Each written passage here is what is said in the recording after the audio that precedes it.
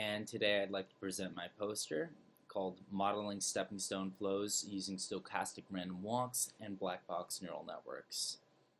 This is a collaboration between myself, another PhD student, Nate Matthews, and our PIs, Nick Hopper and Matthew Wright. So this is a work in progress, and what we're eventually building towards is a stepping stone intrusion defense that actively defends against stepping stone intrusion attacks. So the focus of this poster is gonna be on one component of a broader goal, which is to defend against stepping stone intrusion attacks. Now, so what is a stepping stone intrusion attack? Well, a stepping stone intrusion is basically the idea is when an attacker launches their attack not directly upon some target, but instead uses intermediary stepping stones in between themselves and the target to mask their identity, to look less anomalous to other intrusion detection systems, and to ultimately make their attack easier to conduct. So what we want to do is create a watermarking system to actively defend against this kind of defense. And I'm not going to go into too much detail about that because that's mostly for future work. But basically, part of that entails creating a model of what's actually happening to the traffic in between these various stepping stone nodes. So before we can implement our active defense against stepping stone intrusion attacks, we need to be able to basically simulate the noising effect that traffic is going to undergo when it passes from one stepping stone to the next stepping stone. Now, this is actually quite challenging. So one of the problems with this is that there's no one-to-one correspondence between the packets on one side of a second stepping stone and the packets on another side of the stepping stone. So the typical basic Laplacian model that people use in current watermarking techniques for traffic isn't going to work because the packets and the contents of the packets can be rearranged, shuffled, dropped, etc., and their contents packed into other packets. So it's a much more challenging scenario to model. So basically, what we want to do is create an enhanced model of flow transformations for specifically the interpacket delays that we see when flows go from one stepping stone to another stepping stone. So over here you can see in this diagram that we're looking specifically at the timing differences between packets on one side of a stepping stone and the other side of the stepping stone. So we want to understand how the hop between stepping stones transforms this sequence of interpacket delays. So that's our goal. So the first thing that we do is very simple. We just simply improve upon the existing model for interpacket delays. So typically interpacket delays can be modeled with a Laplacian distribution. Well, we find actually that a generalized Gaussian distribution does much better on our data set. So you can see here via the negative log likelihood loss, our Gaussian models, our generalized normal distribution models substantially outperform the Laplacian model that's typically used in the literature. So basically what we found is that stepping stone data, the interpacket delays tend to be even more skewed than typical traffic, so we need a slightly modified distribution. So that's how we are going to model the interpacket delays. Now we've got this problem where the input and output lengths of these flows are different. So we've developed this fairly creative, in my opinion, way of solving this problem, where we create this very simple model for what's actually happening with individual packets when they pass through a stepping stone. So To break it down simply, let's just suppose that there's 3 operations that can occur. Let's say packets can get dropped, where the contents of the packet, the information contained in that packet, is entirely removed and added to other packets. Second, packets can get chopped, where their contents are basically broken up into 2 other packets. Without loss of generalization, we're just going to say it's 2. And then the third thing that can happen to a packet is that nothing happens, and we're going to call that a no-op. So if we have these assumptions, then we can very easily implement a simple algorithm that can compute a new flow length after passing through a stepping stone based upon the current flow length, as well as the three probabilities that govern the likelihood of each of these operations occurring. So when I wrote down this algorithm, I tried very hard to analyze it mathematically. And after some time, I figured out that, well, this is actually isomorphic to a mathematical problem called a random walk. So we can use random walk theory to analyze this process, which is very useful because there's already a well-established mathematical toolbox of things we can use. So if we look at this through the lens of a random walk, we've got this nice equation here telling us that the expected value of the length of the output flow equals the expected value of the length of the input flow plus this summation, which represents what's going on inside the loop of this algorithm.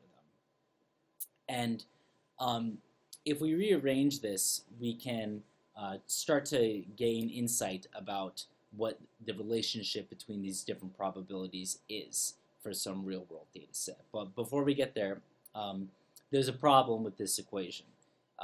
This n up here is not constant. So typical random walks are going to have some fixed number of steps that an agent will walk along a number line for. However, in this walk, the number of steps that's taken is, A, it's non-deterministic, and second of all, it's also a function of the inputs of the algorithm. So we have to rewrite the equation like this, with this expected value of some complicated function. Now, I don't know if this function has an analytical form or what that analytical form looks like. So that might be a problem for future work. But if we approximate that function using something that's very simple, like a linear approximation or a polynomial approximation, then we've got a framework that's much easier to deal with. So we're going to approximate that the number of steps that's taken in this walk with this function g of x, parameterized by theta. Now, using this equation over here, if we have some real-world data set with real properties, the expected value of the length after passing through a stepping stone and the expected value of a length going into a stepping stone, then we have pretty much everything we need to actually really understand what probabilities are used in are describe that data set. So if we have this data set and we want to find probabilities p drop, p chop, and p no op that describe that data set, well, what we have to do is we select some polynomial function g that we're going to approximate the number of steps with, and then we're going to fit learnable parameters for that function using the real data. Using properties of the real data. We're going to generate synthetic data, but I'll get to that later on. Second, because there's a free variable in this equation, we just choose some arbitrary value for p chop or p drop. It doesn't really matter. And then we find a solution for the the other probability that we didn't fix using the polynomial equation, you have to use numerical software to solve that equation if the degree of the polynomial is high, or else it just is too complex. And then finally, we can find the last probability just by the fact that the probability is summed to 1. So to fit learnable parameters for our data set, we have to generate a synthetic data set using algorithm 1. So we plug in a bunch of values for Li and then the 3 probabilities, and we get the output value n for that. And then we fit a polynomial function on that data to attain learnable parameters theta. And just for your reference, the higher degree polynomial functions work very well. They don't overfit the data, and we made sure of that by using a validation set as well as a holdout set. And they perform nearly as well as other nonlinear, not other nonlinear, but nonlinear machine learning algorithms do, such as random forests and gradient boosted decision trees. So they actually work very well at learning this function. And then proceeding with that, we're able to actually find 3 probabilities that represent the drop, chop, and no-op operations for our data set. So between the statistical model and the stochastic model, we have a baseline based upon statistical processes that we can basically select a new flow length, and then we can select interpacket delays for that flow length. So we have a baseline way to simulate what's going on with flows that are passing through a stepping stone hop.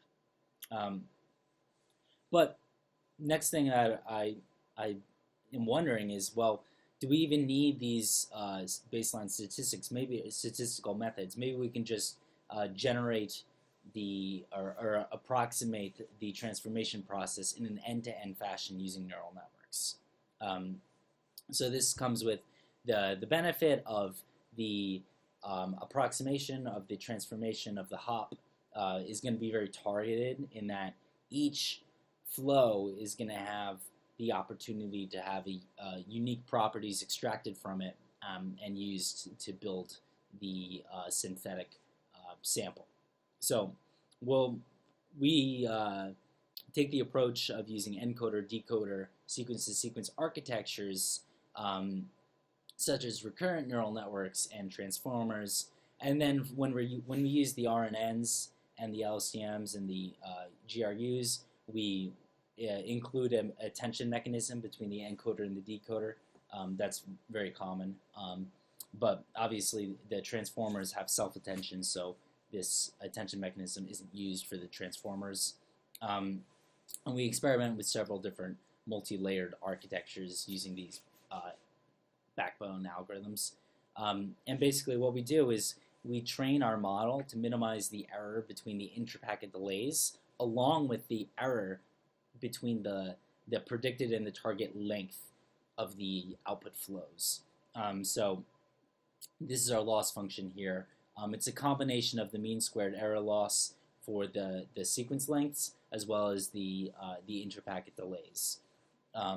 So we find that this approach does outperform our baseline for intrapacket delay prediction, but it doesn't work as well as we had hoped at actually getting flows that are the correct length. So we need a little bit more work to improve that aspect of the model.